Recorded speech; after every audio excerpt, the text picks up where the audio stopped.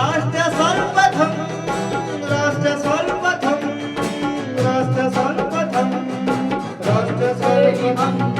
केंद्रीय गृह मंत्री अमित शाह 2 दिनों के गुजरात दौरे पर हैं। दूसरे दिन अमित शाह ने अहमदाबाद में तिरंगा यात्रा को हरी झंडी दिखाई। इस अवसर पर गुजरात के मुख्यमंत्री भूपेंद्र पटेल सहित अन्य गणमान्य व्यक्ति उपस्थित रहे। इस दौरान जनसभा को संबोधित करते हुए अमित शाह ने कहा कि हमें जो आजादी मिली है उसके लिए करोड़ों लोगों ने कई सालों तक अविरल संघर्ष किया और अपना जीवन न्यौछावर कर दिया। इस संघर्ष के परिणाम स्वरूप आज भारत दुनिया के सबसे बड़े लोकतंत्र के रूप में वर्षों से आगे बढ़ रहा है। मोदी जी ने आजादी के अमृत महोत्सव के वर्ष को एक बहुत अच्छे भाव के साथ देश की जनता के सामने रखा।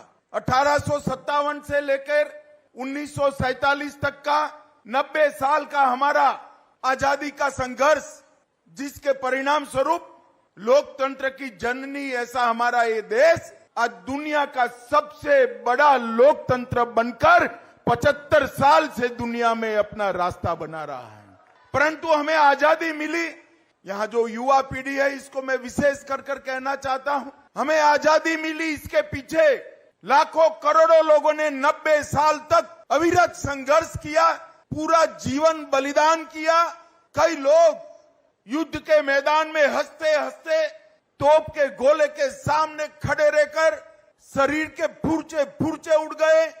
भगत सिंह जैसे वीर शहीद हंसते हंसते इंकलाब जिंदाबाद का नारा लगाकर फांसी के मंच पर चढ़ गए। 17 साल के खुदीराम बोस, जिसके सामने पूरा जीवन पड़ा था, वो होनहार खुदीराम फांसी के मंच पर चढ़ गया और कहा मैं फिर से आऊंगा और आपके सामने फिर से लड़ूंगा। ये जज्बा जो आजादी प्राप्त करने का था, वो 70 साल तक उसने ना जाति देखी, ना धर्म देखा, ना प्रदेश देखा, ना क्षेत्र देखा, ना उम्र देखी। एक और 17 साल का खुदीराम बोस है, जिसके जीवन की अभी तो शुरुआत होनी थी और फांसी के मंच पर चढ़ गया। और दूसरी ओर 80 पार किए हुए बाबू कुंवर सिंह है, जिन्होंने सन 57 के संग्राम में अपने ही दाहिने हाथ से बायां हाथ काटकर गंगा में बहा दिया और लड़ते रहे और वीर गति को प्राप्त हुए। हमारे लिए ये जो हमारे पुरखे हैं, उन्होंने जो बलिदान दिया है, वो सिर्फ बलिदान नहीं है, आने वाली पीढ़ी के लिए, हम सब के लिए एक संस्कार है, देश के लिए जीवन जीने का संस्कार है। आज आजादी के 75 साल हो गए, हम देश के लिए मर तो नहीं सकते क्योंकि देश आजाद हो गया है, मगर देश के लिए जीने से हमें कोई नहीं रोक सकता।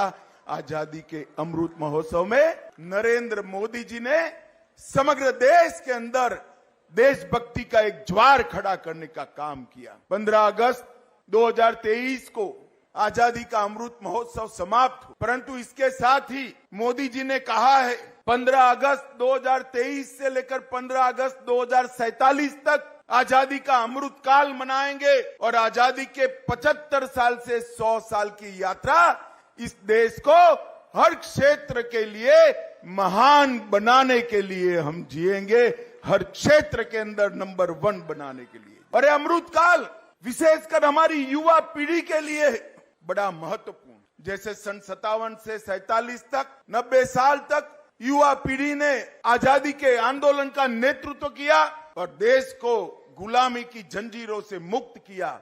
उसी तरह 2023 से 2047 से 25 साल भारत की युवा पीढ़ी ने भारत को महान बनाने की कवायद के लिए देने हैं, भारत माता को समर्पित करने हैं। और मित्रों, जब आज आजादी के अमृत महोत्सव की संध्या पर खड़े हैं, तब मोदी जी ने ये जो अभियान चलाया था, देश के हर बच्चे, हर युवा के मन में देशभक्ति का ज्वार खड़ा करने का, मैं देख रहा हूं मेरे सामने हजारों लोग तिरंगा लेकर खड़े हैं। वो अभियान को मैं सफल होते हुए 15 अगस्त 2022 को देश में एक भी घर ऐसा नहीं था जिस पर तिरंगा न फहरा हो, किसी ने सेल्फी नहीं। मोदी जी ने फिर से आह्वान किया है, अभी भूपेंद्र भाई ने बताया 6.5 करोड़ की आबादी गुजरात की और करीब 1 करोड़ परिवार, सबके घर पर तिरंगा फहरे तो पूरा गुजरात और पूरा देश तिरंगामय हो जाएगा।